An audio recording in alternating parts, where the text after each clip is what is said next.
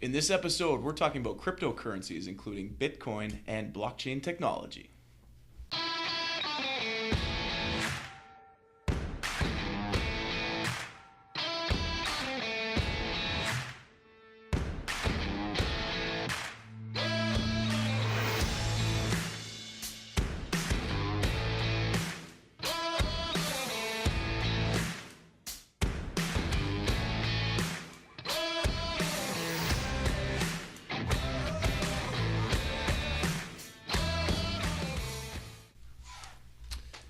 So Grant, why don't we get right into it?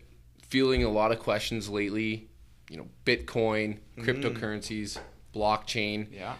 For those who haven't done their research, it can often feel, a little confusing. So why don't you break down each of those for us briefly? Yeah, we've definitely been, this is a great topic because we've definitely had a lot of questions on this today. In fact, I was just talking with my good friend Brian and about this today, and he was asking me for his brother JP, because I know you guys are watching, about Bitcoin in particular. So I think it's a great topic. Bitcoin. So Bitcoin is probably the best known, the most popular cryptocurrency out there.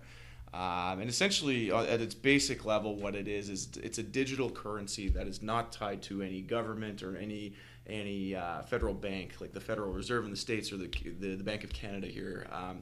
And it's just completely independent of that by design. The real power behind it, and what you have to separate out is the technology behind it, which is what's called blockchain technology.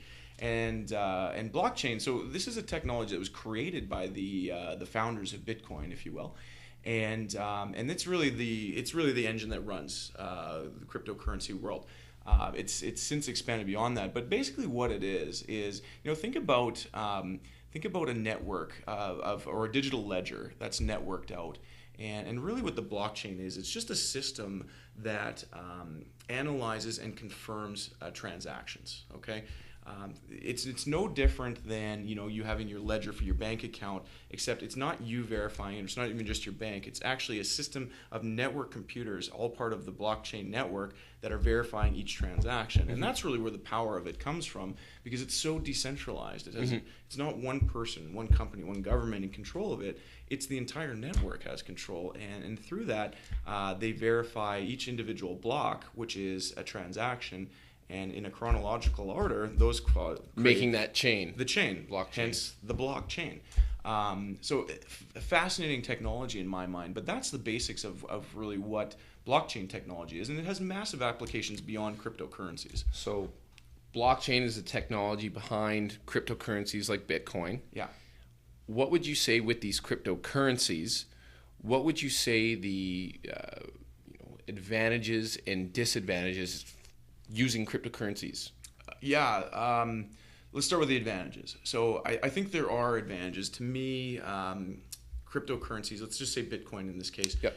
To me it's smart money. It's no different than the difference between your phone and a smartphone like an iPhone. Yeah. I think it's just, it has the potential to be better money from a couple of perspectives. One, the speed at which it can be used in transaction clearing, because it's decentralized and not going through a bunch of middle operations through banks and things like that. The speed of transactions can be quicker. Okay, I say can be because it's not necessarily guaranteed, but it can be. The other side of it is the cost of using it can be much cheaper as well. Again, using middle processes to complete transactions sometimes adds transaction costs on, right? And in fact, I believe it was Goldman Sachs estimates that by using cryptocurrencies, they might be able to reduce their costs by up to $15 to $20 billion per year. So that potential has potential to either one, benefit the shareholders of Goldman Sachs or any of the banks that are using it, but also potentially reduce the transaction costs to the users themselves. The consumers, yeah. So there's certain benefits like that. The other thing that people like is, and it depends on what camp you're in here, is that it's decentralized away from governments as well. So there's no central control over it. The control is really established through the blockchain itself and the verification of it.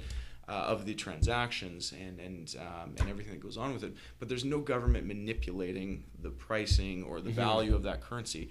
It's basically becomes supply and demand at its purest form. So Again, depending on what camp you're in, those are Yeah, the benefits. I was gonna say. So is that also not a disadvantage? Yeah. You know, a lot of times governments and central banks, what they're doing with, you know, manipulating the currency and whatnot is trying to control inflation, employment, those types of things. So is there not a disadvantage to removing them out of the equation? Yeah, I would say definitely. I mean, I'm in the camp that I like the governments having the ability to stimulate economies, and that sometimes that means printing more currencies and so on. I worry about, you know, if we were to go through 2008 and governments didn't have the ability to print money and you know, really stimulate their economies using those types of options. So that could be a disadvantage for sure. I'm in the camp that is. I think having a little bit of control over that within reason is a good thing for the governments to have, and a good thing for the economy as a whole. But there's definitely people on the other side of that who disagree with me, and that's fine. You know, everybody's got an opinion. So, blockchain technology. It sounds like the true power behind these cryptocurrencies is really the technology, and there's so many areas and applications for it. Why don't you talk a little bit about some of those applications and some of the pros and cons to blockchain technology? Yeah, I actually think that the best part of this new technology is the blockchain itself. I mean, the actual guts, the engine that drives it. Because, you know, just getting back to the previous question, I think that cryptocurrencies have the potential. I mean, there's risks involved with them right now. It's funny because, you know, often the pros are the same as the cons. Well, we talked about the one thing I'd say is that one of the main ideas behind it is that cryptocurrencies are meant to be fraud proof and meant to cut down on fraud, actually. But there's also the risk that there's some really smart hackers out there that can solve the blockchain and can get in there and manipulate as well. Yep. So I'd say that's still a major risk with any new technology, right? But the idea behind it, the blockchain itself, I think is fascinating technology. And I think that there's a lot of applications. We're seeing it. I mean, we're seeing it in currencies already with cryptocurrencies, but we could see it. We're seeing it in other areas as well. Any industry where there's a market that has been frauded in the past, like you know, the ones in particular, like art, the art market, diamond market. There's a lot of fraud. There's a lot of fraudulent art pieces being sold at auctions. There's a lot of fraudulent diamonds being sold, and there's no really good way to verify those transactions and track where these different things are, these different pieces of art or diamonds, whatever it is, or industries where there are massive ledgers to be kept, you know, land titles, absolutely, things of that nature. Yeah. That's a great example, land titles.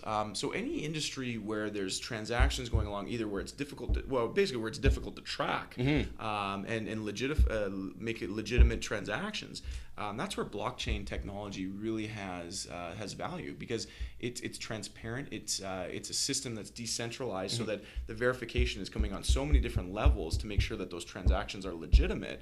That it has huge advantages there. So. To me, that's the best part of it, is this blockchain technology. The currencies themselves, I'm you know, it remains to be seen whether or not they're going to be the major factor in changing our world and how we do transactions today. But blockchain, I don't think there's any question that this system of decentralization is valuable technology, and I think that's going to continue on for sure. So with that said, let's. You know, I think the big reason why we're fielding a lot of these questions, Bitcoin breaking new highs. I read an article just the other day where the gentleman writing it talked about when he first started talking about Bitcoin, it was $250 a coin, and now we're above $2,500. Yeah. So lots of people are looking at this as an opportunity to invest in a currency. Yeah. From that standpoint, what are your thoughts? Are you saying to invest in Bitcoin, stay away from it, and why? Yeah. So again, Brian and JP, this one's for you. I'm slightly torn. I just say just slightly, because I find the technology so fascinating that it's almost tempting for me to buy a couple Bitcoins just to test it out. I haven't. I've stayed away from it. And the simple reason is I think it's so speculative on which currencies are going to be the ones that actually are the real deal and actually survive. I mean, Bitcoin is the front runner right now. Ethereum is probably a close second, and there's other ones out there like Litecoin and so on. Which one's going to be the real winner in this? or are any of them going to be the real winner in this? I think that there's a lot of risk, and one simple thing or one new technology could wipe out the rest of them completely. You know, so I'm kind of the mindset that the ones that are out there today is probably the 1.0 version, and there's a 2.0 version that remains to be seen.